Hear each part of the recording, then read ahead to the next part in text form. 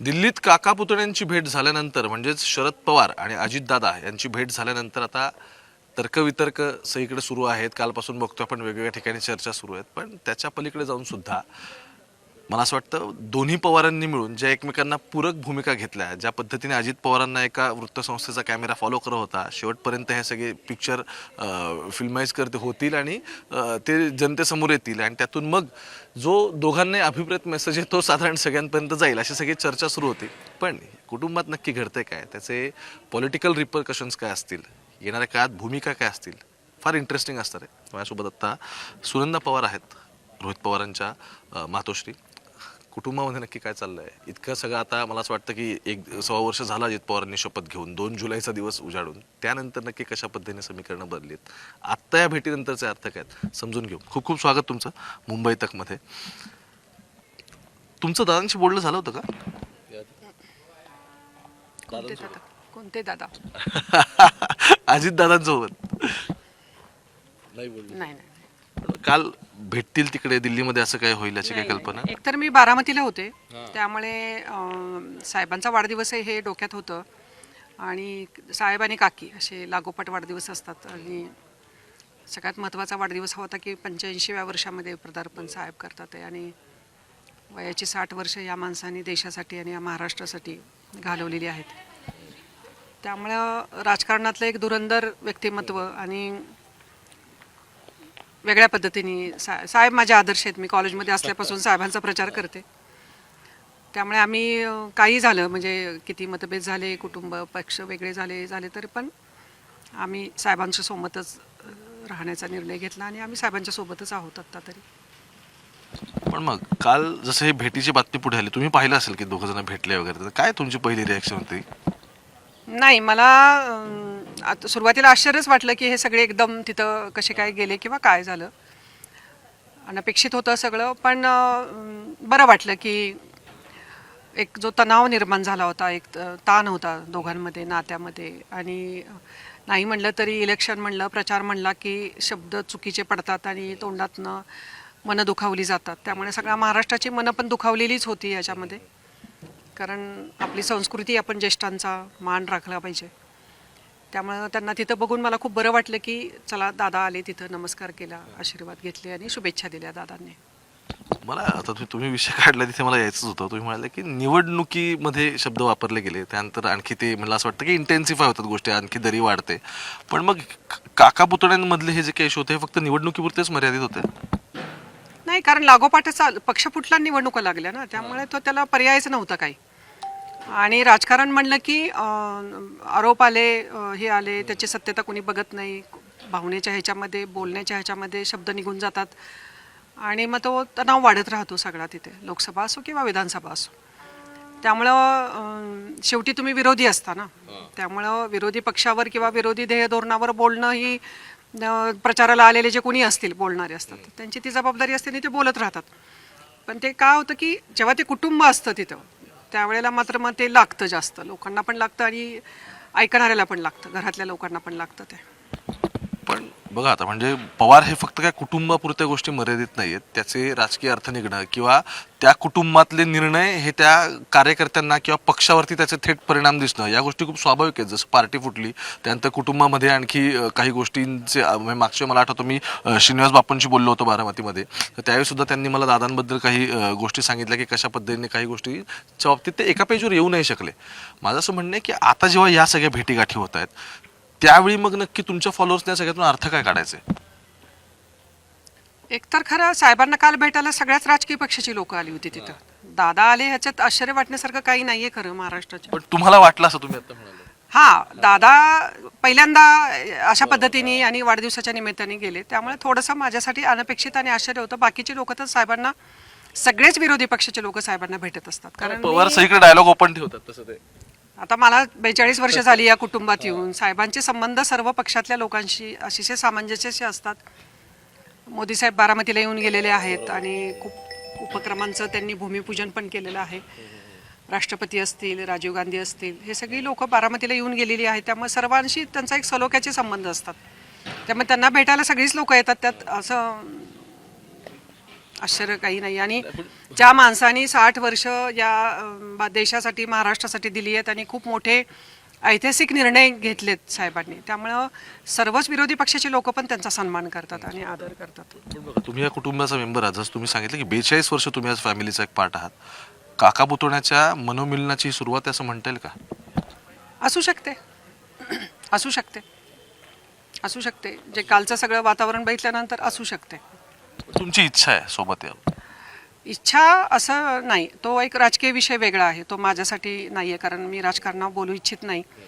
एक कुटुंबाचा घटक म्हणून, या कुटुंबातली सर्वात मोठी सून म्हणून मला असं वाटतं की हे विखुरलेलं कुटुंब परत एकत्र यावं. भले तुम्ही विचार एकत्र आणायचे, पक्ष एकत्र आणायचा वगैरे, ह्या गोष्टी माझ्या विचाराधीन किंवा मला त्याचं काही नाही आहे, पण कुटुंब एकत्र यावं हे सगळ्या गोष्टी असं आम्हाला वाटतं. पण बघा, म्हणजे आता परिस्थिती अशी, राजकीय परिस्थिती ठीक आहे, आपण ती बाजूला ठेवू, पण मी बघतोय की दिवाळीला 2 पाडवे वेगळे होणं पहिल्यांदाच, किंवा म्हणजे मला असं आठवतंय की पवारांच्या घरची दिवाळी हा एक ज्याला ग्लॅमर असायचं आणि त्याला राजकारण सोडून बघितलं जायचं, तर ते आता स्प्लिट झालं आणि तिथपासून गोष्टी सुरू झाल्यात ना. मग नाही आहे ना, आणि आम्ही सगळ्या सुना अशा आतुरतेने वाट बघत असतो दिवाळीची, त्यामुळे सगळ्यांच्या आवडीचे पदार्थ करणं, सगळ्यांना खाऊ घालणं, त्यामुळे पहिल्यापासून पाडवा एकच बघत आलो आहे आम्ही. म्हणजे आप्पासाहेब गेले त्यावेळेला आणि अजून एक बापूसाहेब काका गेले त्यावेळेला सोडलं तर पाडवा कधीच आमच्या पवारांच्या 2 पाडवे कधी झाले नाहीत. त्यामुळं हे वेदनादायक होतं कार्यकर्त्यांसाठी, सगळ्यात महत्त्वाचं. त्यांना कळत नव्हतं काय. त्यामुळं आमच्या घरच्या लोकांना तर हा त्रास, कारण आम्ही शेवटी एका वेगळ्या राजकीय ह्याच्या कुटुंबाशी जोडलं गेल्यामुळे आम्हाला मर्यादा येतात, बोलताना मर्यादा येतात, हे करताना मर्यादा येतात. पण तो त्रास होताच की नाही, असं नाही व्हायला हवं होतं, म्हणजे 2 पाडवे नाही व्हायला हवे होते.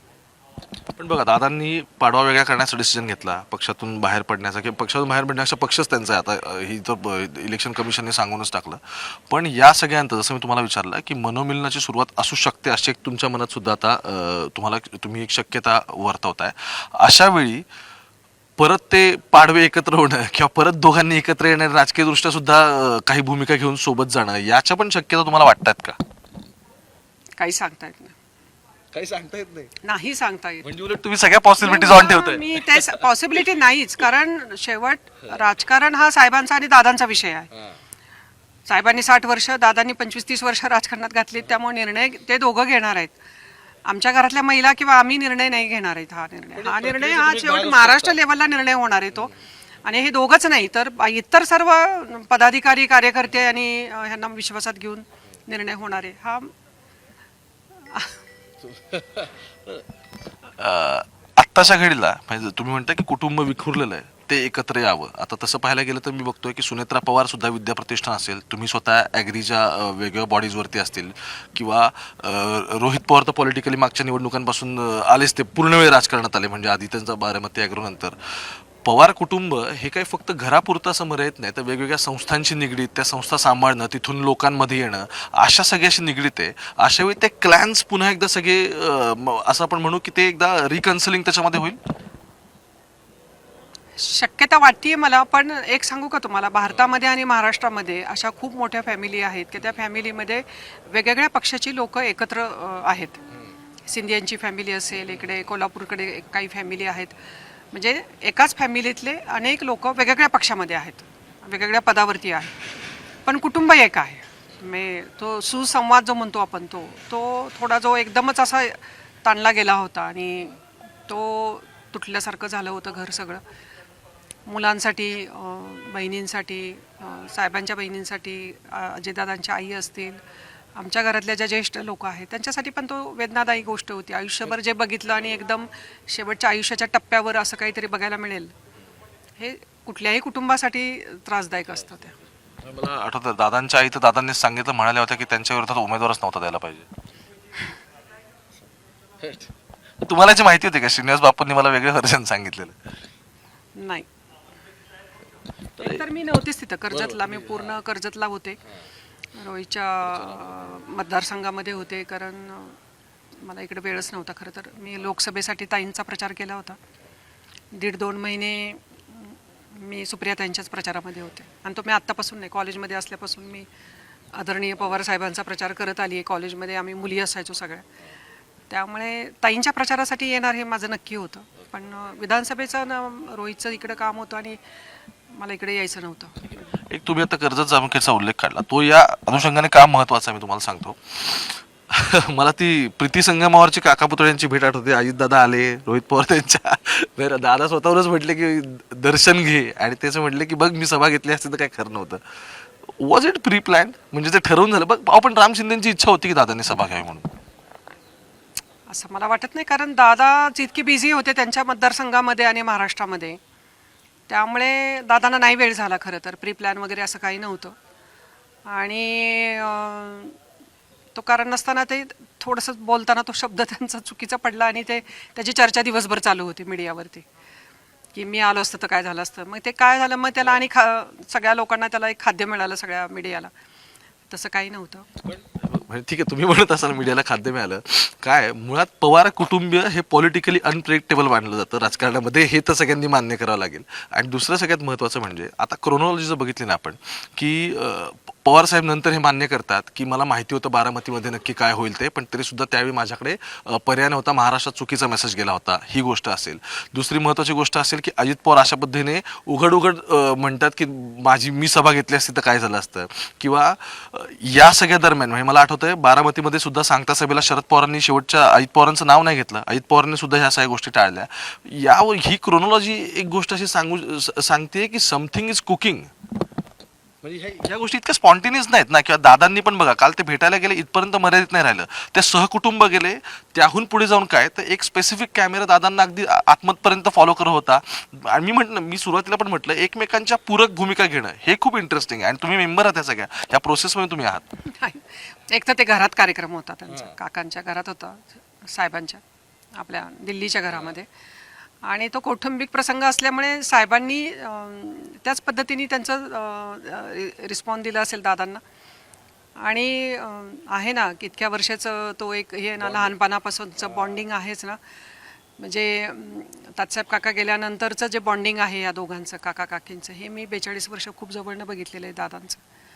म्हणजे आईपेक्षा पण खूप प्रेम आणि माया काकींनी पण त्यांना दिलेली आहे. ते बॉन्डिंग आहे. ह्याला राजकारणात चर्चा नकोच खरं याच्यामध्ये व्हायला. त्यामुळे तो प्रसंगच असा होता की काल वाढदिवस आणि सगळ्या या गोष्टी घडलेल्या याच्यातनं एक संवेदनशील असं ते एक वातावरण होतं.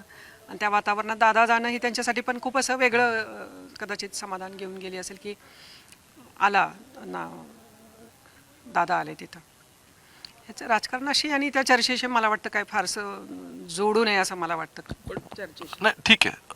पण आता शेवटाकडे चाललो आपण. म्हणून शरद पवारांच्या राजकीय उत्तरार्धात, म्हणजे आता आपण म्हणू की पवारांची आता जे काही पुढची राजकारणातली सगळी वर्ष असतील, या सगळ्यामध्ये पुतण्या त्यांना भेटायला येणं, आधीचे कटू प्रसंग, या सगळ्यावरती कुठे आता एक आपण असं म्हणू की चादर टाकणं, तुमचा या सगळ्याला इंटरेस्टिंग दुजोरा आहे की कुटुंब विखरलेलं नाही राहिलं पाहिजे, ते सोबत असणं हे फार महत्त्वाचं आहे. या गोष्टी महाराष्ट्राने आणि राजकीयदृष्ट्या बघायच्या कशा? नाही, मी कुटुंबातली एक मोठी सून, माझी भूमिका मी मांडली. या पलीकडे मला काही त्याच्यावरती फार बोलायचं नाहीये. कारण कुठल्याही स्त्रीला मग ती आई असते, वहिनी असते, आई असते, आजी असते, तिलाही वाटतं की आपलं कुटुंब बांधून असावं. विखुरली की ताकद पण कमी होते. मतभेद आणि हे सगळे तिथल्या तिथं मिटावेत आणि परत आपण सगळेजण असे आम्ही किती दिवाळीमध्ये 4-5 दिवस आणि काही प्रसंगानुरूप आम्ही एकत्र येतो. नाही तो जो आपापल्या व्यापामध्ये असतो, जो आपापल्या कामामध्ये असतो. पण तो एक ओलावामध्ये एकदमच असा ताणल्यासारखा झाला होता. आणि तो माझ्यासाठी नाही, सगळ्या महाराष्ट्रासाठी वेदनादायी होता तो, सगळ्या कार्यकर्त्यांसाठी पण. पण तुम्ही पॉलिटिकल रिकन्सिलिंग बद्दल बोलत नाहीत, हरकत नाही. कुटुंबाने सोबत असलं पाहिजे ही भावना तुमची असणं अगदी कुटुंबाचं सदस्य म्हणून ही पण कॉमन आहे. पण मी तेच म्हणतो की याचे राजकीय परिणाम येणाऱ्या काळात होतीलच की. म्हणजे जसं की आता रोहित पवार इतक्या ॲग्रेसिव्हली त्यावेळी पण म्हणत होते की पवार साहेबांना ह्यांनी सगळ्यांनी सोडलं. म्हणजे सुप्रिया सुळेंच्या सांगता सभेचं पण रोहित पवार इमोशनल झाल्याचं मला आठवतं, मी ते स्वतः उपस्थित होतो. या सगळ्या घटना जेव्हा घडतायत त्यावेळी आता ते रिकन्सिलेशन किंवा आता त्यांनी सगळ्यांनी सोबत येणं, या घटना म्हणजे उलगडायच्या कशाना, हा प्रश्न राहतो. सांगता सभेचा प्रसंगच तसा वेगळा होता तो. म्हणजे आम्ही रडत होतो सगळ्याजणी, कारण साहेबांच्या अंगात टेम्परेचर होतं, बोलता येत नव्हतं, शब्द बाहेर फुटत नव्हते, जेवलेले नव्हते. आणि मी लहानपणापासून हा माणूस खूप जवळनं अनुभवलेला आहे बारामतीमध्ये, त्यामुळे आमच्या भावना वेगळ्या होत्या. आणि त्यामुळे रोहित इमोशनल झाला आणि त्याचं ते वेगळं ही झाली, चर्चा झाली त्याची, पण ते खरं होतं. कारण खरंच साहेब बोलायच्या ह्याच्यामध्ये नव्हते, तब्येत एकदमच त्यांची डाऊन होती त्यावेळेला. आणि ते सगळ्या सभागृहासाठी तिथं समोर बसलेल्या 20,000 लोकांना पण ते खूप टचिंग होतं सगळं त्या गोष्टी. आणि खरं सांगू का, माझं राजकारण हा विषय नाही आहे बोलण्याचा, आणि मला आवडत पण नाही बोलायला. रोहितच्या कुठल्याही राजकीय व्यासपीठावरती मी कधी जात नाही. त्याच्या सोशल ॲक्टिव्हिटीमध्ये मी फक्त असते. राजकीय ह्याच्यामध्ये मी कुठं हस्तक्षेप करत पण नाही, आत्तापर्यंतही कधी केलेला नाही, आणि मी कुठल्या राजकीय ह्याच्यामध्ये इच्छुक पण नाही आहे हे करायला. मी आहे त्या ह्याच्यामध्ये, माझ्या सोशल ह्याच्यामध्ये मी खूप हॅपी आणि समाधानी आहे, कारण त्याच्यात आनंद चांगला मिळतो. आणि ह्या सगळ्या ह्याच्यामध्ये काय होतं तर फक्त मनस्ताप मिळतो.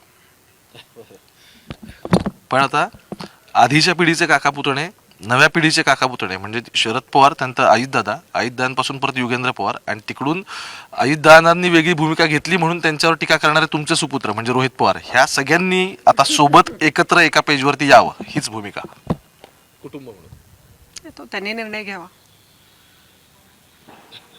पॉलिटिकली ते घेतील, पण फॅमिली म्हणून हां, म्हणजे शरद काका असतील, पवारसाहेब असतील, अजितदादा असतील, रोहित असेल, युगेन असेल, हा शेवटी पॉलिटिकली निर्णय आहे. तो मी कसं सांगणार की त्यांनी एकत्र आलं पाहिजे किंवा झालं पाहिजे. तो शेवटी सगळ्या महाराष्ट्रातल्या महत्त्वाच्या लोकांशी बोलून जो काही निर्णय घ्यायचा तो साहेब आणि दादा घेतील. खूप खूप धन्यवाद. थँक्यू. सुनंदा पवार आपल्यासोबत होत्या. खरं तर कुटुंब विखुरलं जाणं ही काही कोणासाठी काय फार मला असं वाटतं की काही फार चांगली संकल्पना नाही आहे. कोणाचंही ते राजकीय असेल किंवा कोणाचे आणखी इश्यू असतील, कोणाच्या कुटुंबामध्ये जेव्हा मतभेद तयार होतात त्या गोष्टी होतात. पण ज्यावेळी तो विषय पवारांपाशी येतो ना, त्यावेळी मात्र त्याचे राजकीय रिपकशन्स काय असतात. आपण महाराष्ट्राने सुद्धा, या देशाने सुद्धा राष्ट्रवादी फुटणं, तिथपासून पवार कुटुंबियांच्या मधले आज झालेले मतभेद, या सगळ्या गोष्टी आपण प्रक्रियेचा भाग म्हणून पाहिला आहे. कालची भेट, आणि मी जसं सुरुवातीला म्हटलं की ते काका पुतणे एकमेकांना इतके पूरक वागतायत, याचे राजकीय अर्थ काय निघतात ना, हे बघणं फार इंटरेस्टिंग आहे. अर्थात त्या कुटुंबाचा भाग आहेत, त्यांच्या काही भावना आहेत त्या पण त्या मांडतील. आणखी नक्की श्रीनिवास बापू असतील किंवा आणखी कुटुंबातले योगेंद्र पवार असतील, काय बोलतात बघू. इंटरेस्टिंग असणार आहे करण्याच्या या गोष्टी, एस्पेशली त्यावेळी ज्यावेळी अजित पवार सत्तेचा भाग आहेत, शरद पवार दिल्लीमध्ये आता वेगळ्या गोष्टी खलबतं तयार करतात, कारण लोएस्ट स्ट्राईक रेट राहिला आहे. पॉलिटिकल जो एक्झिस्टन्स आहे त्या अनुषंगाने गोष्टी आता सगळ्या पुढे जाणार आहेत. तुम्ही मुंबई तक बघत राहा. कॅमेरा पर्सन गोपाळ हरणेसोबत मी ओमकार वाबळे, पुण्यामधून.